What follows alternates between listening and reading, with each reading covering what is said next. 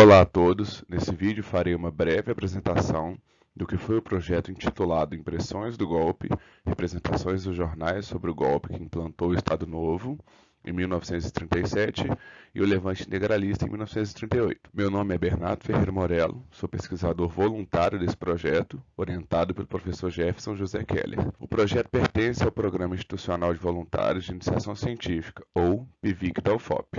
Os objetivos do trabalho consistiam em analisar e comparar duas tentativas de golpe, a que implantou o Estado Novo e o chamado Levante Integralista, para mapear a circulação do ideário nazifascista no período do Estado Novo, buscando identificar semelhanças e diferenças com os casos europeus, bem como as divergências internas entre grupos de extrema-direita no Brasil, delimitando o tratamento conferido pelos jornais aos mencionados acontecimentos, de forma a investigar a possibilidade de que os periódicos podem ter feito coberturas diferenciadas para as duas investidas contra a democracia, buscando assim compreender o autoritarismo na sociedade brasileira, tão explícitos nos dias atuais, a partir de uma perspectiva histórica. As metodologias utilizadas nessa pesquisa buscaram cotejar não apenas a cobertura jornalística a respeito de duas tramas golpistas, mas também contrastar periódicos de tendências ideológicas diferenciadas, com o propósito de analisar a sutileza nas diferentes maneiras de se reportar os mesmos acontecimentos. Recorrendo à plataforma da Hemeroteca da Biblioteca Nacional,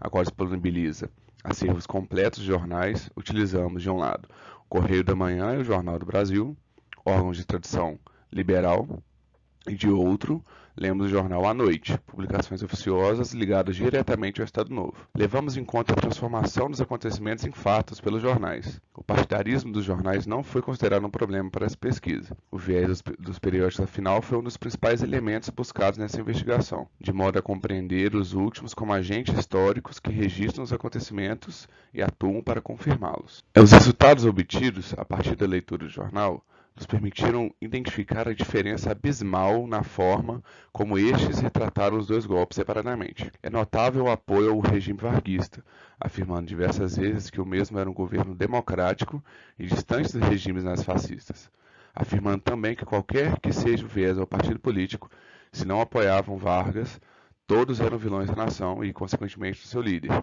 o único que era digno de ter apoio e poder. De acordo com o presidente e os jornais, as mudanças na Constituição, dando fim às eleições, aos partidos e à troca de presidente, eram justificáveis graças aos problemas que existiriam naturalmente em uma democracia, como o sufrágio eleitoral e a liberdade política. Extinguir tais problemas da forma como Vargas fez resultou no fim da democracia. Vou mostrar algumas páginas dos jornais que foram lidos enquanto eu continuo a explicação. Os jornais não problematizaram as ações antidemocráticas do presidente. Pelo contrário, as apoiou, dando voz a tal sem criticá-la, demonstrando conivência ou censura. Portanto, o golpe não foi retratado como golpe. Para os jornais, Vargas apenas efetuou mudanças justas e necessárias devido às supostas ameaças e problemas nacionais, como a ameaça, entre aspas, comunista. Os três jornais anularam ou tentaram esconder o fato de o Estado Novo ter sido implementado por um golpe antidemocrático que criou um governo ditatorial sob o poder de Vargas. Já o golpe integralista, por sua vez, foi totalmente demonizado. Por exemplo, pelo notável uso de termos emocionados para criar uma maior comoção e apelo popular contra os integralistas. Estes eram, para os jornais, brutos e covardes, com apetite cruel de poder, apresentados como inimigos da democracia e da ordem. Transformá-los em monstros odiáveis, sedentos de sangue alheio, nas palavras dos jornais, fazia parte do projeto de controle de informações moldado pelo Estado Novo, tirando deles qualquer possível apoio ou proteção da grande massa. Os integralistas tentaram um golpe contra o governo Vargas. Isso é um fato. E um golpe sempre é trágico e hediondo, independente do período. O ponto aqui não é defender os integralistas, mas mostrar como os jornais eram totalmente tendenciosos. Classificaram o golpe integralista como antidemocrático, macabro e sorrateiro, como realmente foi, mas nada foi dito sobre o golpe de Vargas. Tanto os integralistas quanto Vargas tentaram implementar um golpe para tomar o poder. A diferença é que Vargas teve sucesso. Logo, o Estado Novo e os integralistas se assemelhavam aos nazifascistas, tendo ambos ligações claras com esses governos, principalmente os integralistas, que eram diretamente ligados aos fascistas italianos. É inegável que os jornais eram totalmente imparciais, apelando inclusive, como já falei, para os sentimentos da população, além da clara diferença na forma como retrataram o golpe vitorioso de Vargas e o derrotado dos integralistas, o que comprova a influência dos regimes nazifascistas no governo estadonovista, visto que a manipulação dos meios de comunicação foi uma técnica na qual Vargas se inspirou nesses regimes. Portanto, concluindo, é possível perceber a existência de semelhanças, claro, com suas diferenças, entre o regime autoritário brasileiro com os europeus, assim como é possível notar que, antes mesmo de ser instaurado o Estado Novo, os meios de comunicação já estavam sob o controle e vigília de Vargas, visto que a partir do primeiro dia após a instauração, em 10 de novembro de 1937, os jornais já retratavam bem o governo, sem nenhuma crítica ou sequer menção à ilegalidade de seus atos. As contribuições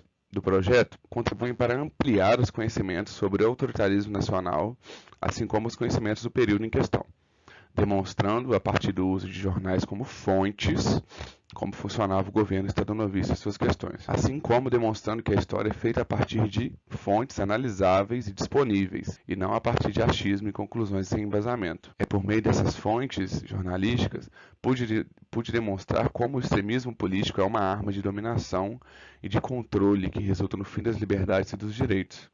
Por meio dessa análise, é possível perceber como a democracia é um estado frágil e importantíssimo, que precisa ser devidamente cuidado e protegido, pois sem ela, governos como os de Vargas ou os integralistas entram no poder para dominar e oprimir. Um golpe político, qualquer que seja, contra um governo democraticamente eleito, é e sempre será hediondo e sujo, visando não o bem da população, mas sim o bem de grupos e indivíduos específicos.